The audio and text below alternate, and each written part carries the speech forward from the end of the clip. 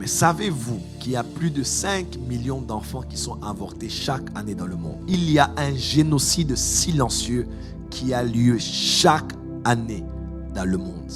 Il y a des millions d'enfants qui sont avortés chaque année. Et des gouvernements dans le monde ont rendu cela constitutionnel. Vous pouvez le faire, des hôpitaux le font. Et si je ne parle pas des cas où la mère est entre la vie et la mort, il faut voir s'il faut. Non. Ici, on parle vraiment d'une pratique normale. Lorsque ça arrive, on enlève. Lorsque ça arrive, on enlève, on a tué. Et n'oubliez pas, celui qui verse le sang innocent est exposé à l'esprit de Caïn. Caïn a tué son frère qui était innocent et il a commencé à errer. Faites attention.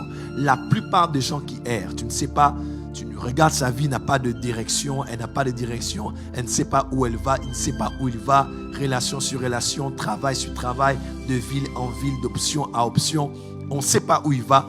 Des fois, l'esprit d'errance suive les personnes qui ont versé le sang innocent. Qu'est-ce que je dis ici? C'est Moloch, qui ne porte pas le même nom, mais aujourd'hui qui est en train d'agir pour que les enfants puissent mourir. Écoutez-moi, l'impudicité est un péché, l'adultère est un péché, mais l'enfant n'en est pas un. Votre péché a pu être une erreur, mais l'enfant n'est pas une erreur. Beaucoup de couples prient pour avoir des enfants et ils n'en ont pas, mais vous n'avez pas prié, vous avez péché et vous en avez. Dieu a permis que cela arrive. N'accumulez pas péché sur péché. Vous avez péché une fois, oui, mais n'allez pas dans le sens où il faut encore pécher pour commettre un péché plus grave que celui-là. Vous êtes déjà tombé, c'est fait, l'enfant n'a rien demandé. Vous devez assumer la grossesse, vous devez garder l'enfant. Voilà pourquoi je célèbre ici toutes les femmes célibataires qui ont des enfants. Je sais que la société vous a souvent condamné d'être des femmes. Vous avez un enfant, tu n'es pas marié. Tu as 2 enfants, tu n'es pas marié. Tu as 3 enfants, tu n'es pas marié. Je ne suis pas ici pour vous juger. Mais vous, au moins, vous avez assumé. Quelles que soient les raisons, vous avez assumé.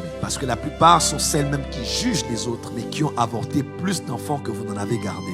Je vous félicite, je vous bénis et je prie que le Dieu qui accorde une seconde chance vous donne des hommes qui vont vous aimer, vous, avec vos enfants. Qu'ils aient eu des enfants ou pas avant, qui vous aiment et qu'ils acceptent vos enfants comme si c'était les leurs.